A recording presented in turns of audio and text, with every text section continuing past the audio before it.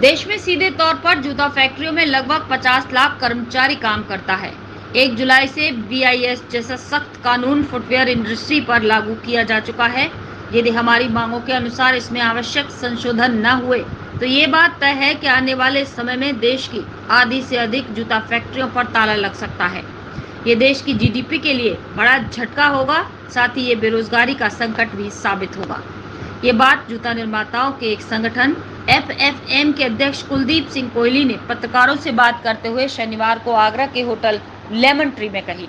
एफएफएम fraternity of Agra footwear manufacturers के नेतृत्व में लेदर सेक्टर से जुड़े सभी प्रमुख संगठन एवं एसोसिएशन के संयुक्त प्रेस वार्ता में जूता निर्माताओं ने सरकार से अपनी मांगों को मीडिया से साझा किया।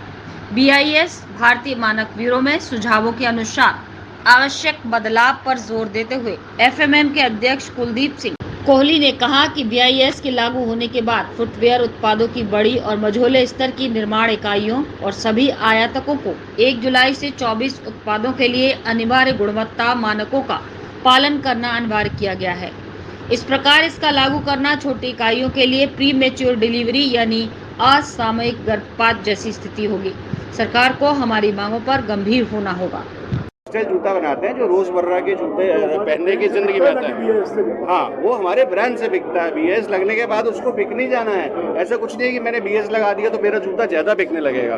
मेरे जूते इस पहनने से किसी को कोई नुकसान नहीं है। उतनी क्वालिटी का जूता आगरा बना रहा है और पिछले 100 साल से पूरे हिंदुस्तान को केटर कर रहा है। आज तक जब कोई प्रॉब्लम नहीं हुई, कोई मानहानि नहीं हुई, कोई जान हानि नहीं हुई, तो ये बीएस क्यों लागू करा जा रहा है हमारे ऊपर? इतनी सारी इंडस्ट्री देश में पड़ी हुई है, इतनी सारी देश सोना नहीं है, गोल्ड नहीं है।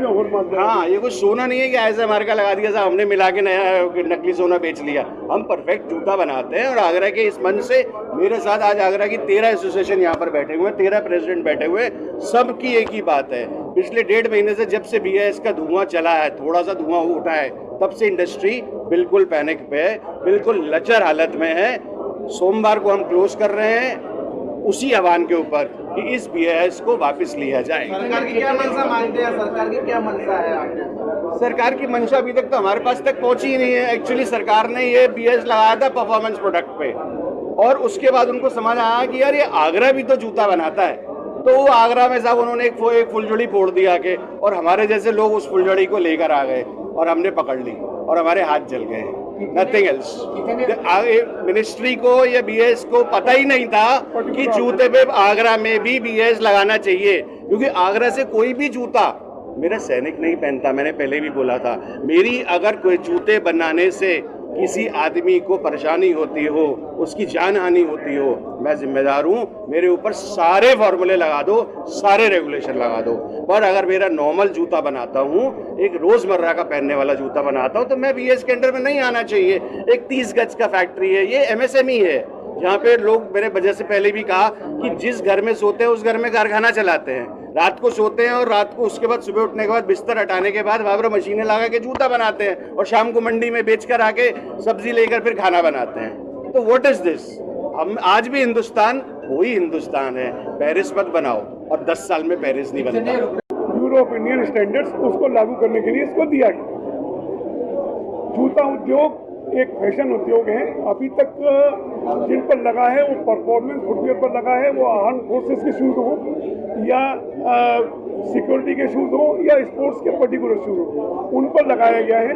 लेकिन सरकार की मंशा ये है कि हमारे हर जूते की गुणवत्ता अच्छी हो, जो निर्यात में होने वाला है और ये जो घरेलू जूता बनता है उनकी क्वालिटी एक सी हो। लेकिन सरकार को ये समझना चाहिए कि हर व्यक्ति की परचेजिंग पावर एक नहीं है। किसी के 80 करोड़ लोग जिस देश में बीपीएल पर राशन पर जिंदा हों, उस देश से उम्मीद की जाए कि वो एक बड़ी गुणवत्ता वाला जूता पहनेगा, वो संभव नहीं है। इसलिए सरकार से हमारी मांग ये है कि गुणवत्ता के लिए प्रयास अवश्य किए जाए। बीआईएस या क्वालिटी कंट्रोल ऑर्डर अवश्य लाया जाए, लेकिन ये मैंडेटरी नहीं होना चाहिए किसी भी हालत में। ये मैंडेटरी नहीं होना चाहिए और माइक्रो यूनिट्स हमेशा इसमें खुली रहनी चाहिए और मैंडेटरी नहीं होगा तो जो बड़ी जिसमें निश्चित रूप से जो गुणवत्ता वाला बनाएगा उसको बेहतर मार्केट मिलेगी और भी लोग प्रेरित होंगे, लेकिन इसको मैंडेटरी नहीं किया जा सकता। हर एक की मार्केट है, मेरे लो एंड मार्केट है तो मैं लो एंड के लिए जूता बनाता हूँ, किसी की मिड एंड मार्केट है वो मिड एंड के लिए जूता बनाती है, जिसकी लिस्ट मार्केट है वो लिस्ट मार्केट के लिए जूता बनाती है। लेकिन जो लो एंड जूता बनाने वाला है, जो मासिस के लिए जूता बनाता है, जो देश की 80 करोड़ जनता के लिए जूता बनाता है, वो इन सारी गुणवत्ताओं का पालन नहीं कर सकता, क्योंकि उसके बाद उसकी पॉकेट में उतने पैसे नहीं है कि जो उस गुणवत्ता की चीज को खरीद सके।